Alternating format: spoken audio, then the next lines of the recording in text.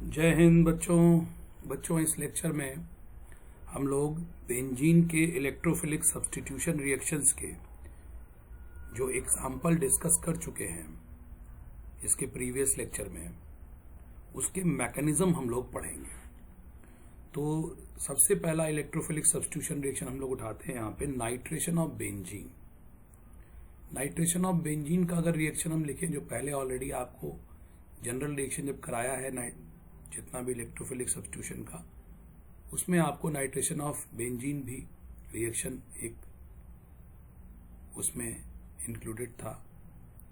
तो nitration of benzene में क्या होता है कि कंसंट्रेटेड HNO3 और कंसंट्रेटेड H2SO4, इन दोनों का मिक्सचर जब हम बेंजीन को देते हैं तो बेंजीन के ऊपर नाइट्रोनियम इलेक्ट्रोफाइल अटैक करता है और प्रोडक्ट बनाता है नाइट्रोबेंजीन। नाइट्रोबेंजीन प्रोडक्ट बनता है। तो जैसा कि हम लोगों ने जनरल मैकेनिज्म में देखा है, 3 स्टेप में कोई भी इलेक्ट्रोफिलिक सब्स्टिट्यूशन रिएक्शन होता है। पहला जनरेशन ऑफ इलेक्ट्रोफाइल, दूसरा attack of electrophile on benzene ring and formation of carbocation, और तीसरा इलिमिनेशन ऑफ H+। तो चलते सबसे पहले हम लोग इस रिएक्शन में जनरल मैकेनिज्म के अकॉर्डिंग अगर हम लोग आगे बढ़े तो सबसे पहला स्टेप जो होगा, मैकेनिज्म अगर हम लोग उसका लिखते हैं तो सबसे पहला स्टेप होगा जनरेशन ऑफ इलेक्ट्रोफाइल। और इस रिएक्शन का इलेक्ट्रोफाइल क्या होता है बच्चों? इस रिएक्शन का इलेक्ट्रोफाइल होता है NO2+। NO2+ का नाम होता है नाइट्रोनियम आयन। Nitronium ion. आपसे कोई पूछे कि नाइट्रेशन ऑफ बेंजीन में इलेक्ट्रोफाइल कौन सा यूज होता है, तो आप बोलिए nitronium ion is the electrophile of nitration of benzene. तो चलिए इसका हम लोग मैकेनिज्म लिखेंगे। मैकेनिज्म में स्टेप नंबर 1 हम लोग लिखेंगे। पहला स्टेप है जनरेशन ऑफ NO2+।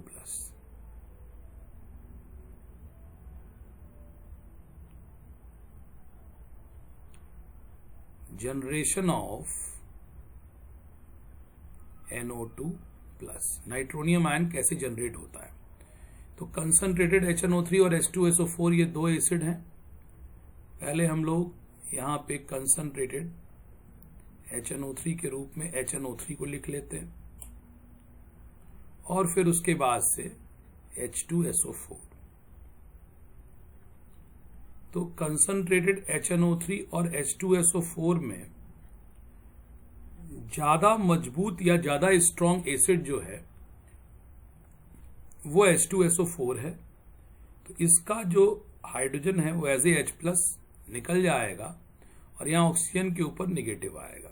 तो यहां से जो H+ निकलेगा, ये बॉन्ड इसका टूटता है, यहां से जो H+ निकलता है बच्चों, वो इसका ये जो ऑक्सीजन होता है नाइट्रिक एसिड का, वो अपना लोन पेयर देके इसके H+ को एक्सेप्ट कर लेता है। इसमें अगर हम लोग कहें तो सल्फ्यूरिक एसिड एक एसिड के रूप में बिहेव कर रहा है, ये प्रोटॉन डोनर के रूप में बिहेव कर रहा है। क्यों प्रोटॉन डोनर? क्योंकि यहां से H+ निकल रहा है और यही H+ जाके इसके ऑक्सीजन के लोन पेयर से इंटरेक्ट करके इससे जुड़ने वाला है।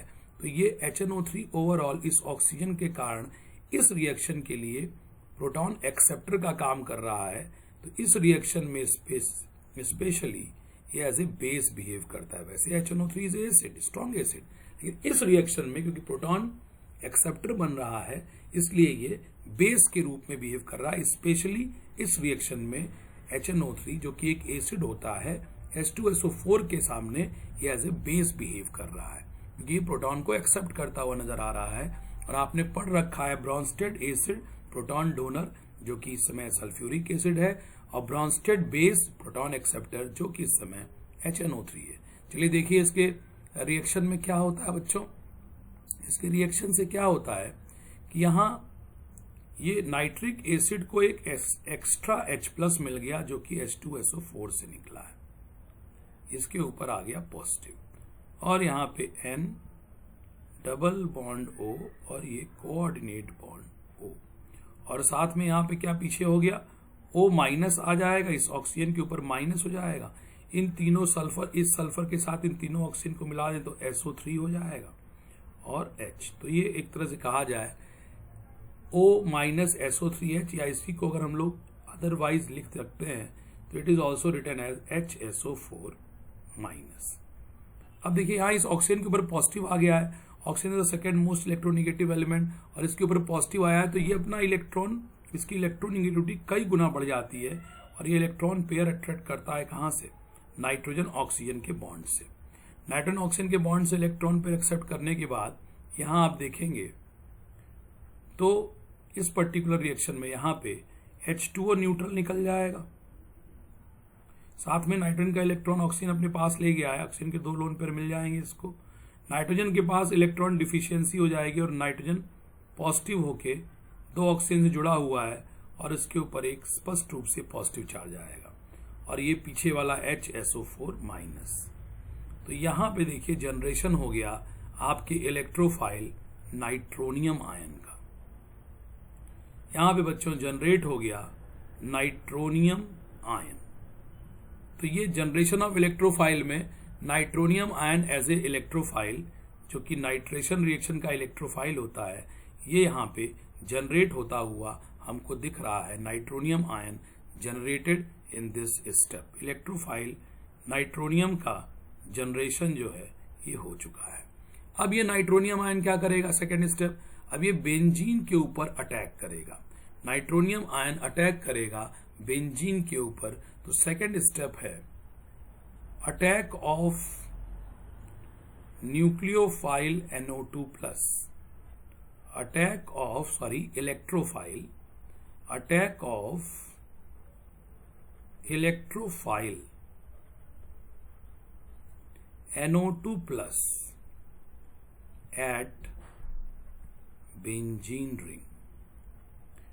NO2+ इलेक्ट्रोफाइल का बेंजीन रिंग पे अटैक होगा। कैसे दिखाएंगे इसको हम लोग, ये रही हमारे पास benzene ring, highly electron rich, क्योंकि इसके पास 3 पाई बॉन्ड हैं और 6 पाई इलेक्ट्रॉन है, और पाई इलेक्ट्रॉन आसानी से किसी रिएक्शन में पाई बॉन्ड के कमजोर होने के कारण अवेलेबल हो जाता है, इसलिए 6 पाई इलेक्ट्रॉन, कहीं भी पाई बॉन्ड देखिए तो आप उसको इलेक्ट्रॉन रिच बोलिए।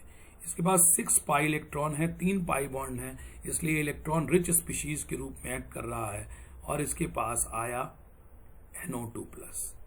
NO2+ भागा भागा बेंजीन रिंग के पास आता है, क्यों, क्योंकि बेंजीन रिंग 6 पाई इलेक्ट्रॉन होने की वजह से अपने आप को इलेक्ट्रॉन रिच दिखा रहा है।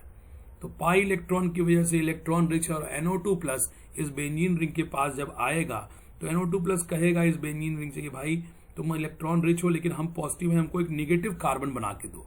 तो बेंजीन का जो पाई, एक one of the pi electron किसी एक कार्बन पे डिलोकलाइज हो जाएगा। ध्यान दीजिएगा, एक पाई बॉन्ड किसी एक कार्बन पे डिलोकलाइज हो जाएगा।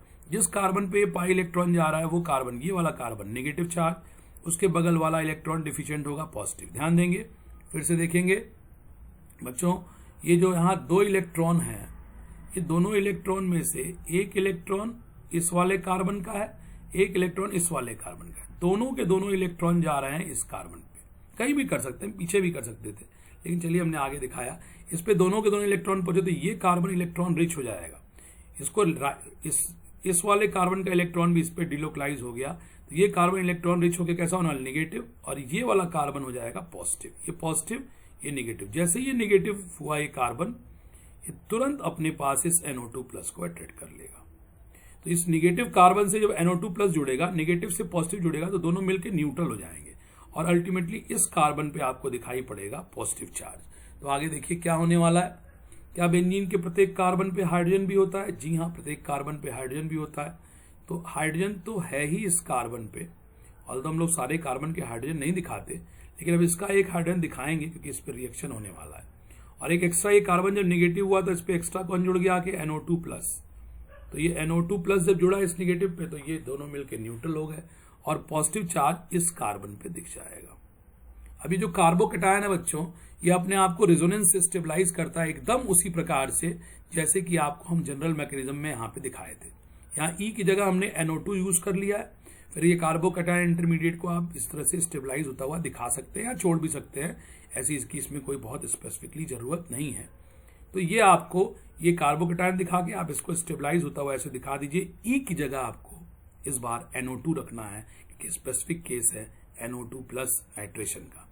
अब देखिए ये NO2 वहां पे आ गया आपका, फिर ये रेजोनेंस से स्टेबलाइज होता है। आप इसको लिख दीजिए यहाँ पे resonance stabilised carbocation, resonance stabilised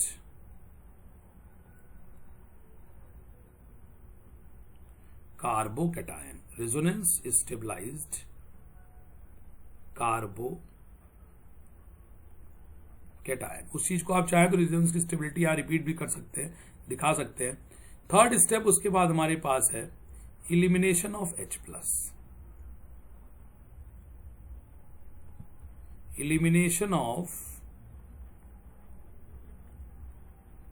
H+। ये जो कार्बोकेटायन यहां पे बना हुआ है, इस कार्बोकेटायन में इसको हम फिर से आपके सामने बना दें। बेंजीन अपनी एरोमेटिसिटी लॉस कर चुका है, कंप्लीट कंजुगेशन इसका नहीं हो पा रहा है, और हाइपर कंजुगेशन के द्वारा भी इसके पॉजिटिव चार्ज के नेक्स्ट कार्बन जो है हाइड्रोजन रखा हुआ है अल्फा कार्बन, तो ये C और H का बॉन्ड इसके बीच में यहां शिफ्ट करेगा और यहां से ये हाइड्रोजन रिलीज होगा एज ए H+। तो यहां पे इन दोनों कार्बनों के बीच में डबल बॉन्ड आ जाएगा, इसका पॉजिटिव चार्ज खत्म हो जाएगा और बेंजीन पे आके रुक गया कौन, NO2। नाइट्रोबेंजीन बन के तैयार हो गया। और जो H+ निकलेगा बच्चों, ये फर्स्ट स्टेप पे अगर आप देखें तो यहाँ पे HSO4- बन के बैठा हुआ है। ये देखिए यहां बना है वही HSO4- जो पहली स्टेप में यहां बना हुआ है, वो HSO4- इस आने वाले एक्स्ट्रा H+ को अपने में जोड़ लेगा और फॉर्मेशन कर देगा किसका, H2SO4 का। तो इस प्रकार से NO2 नाइट्रोबेंजीन बनने के बाद, NO2 ग्रुप बेंजीन पे आने के बाद नाइट्रोबेंजीन यहाँ पे बन गया और फिर से H2SO4 जो है वो जनरेट हो गया।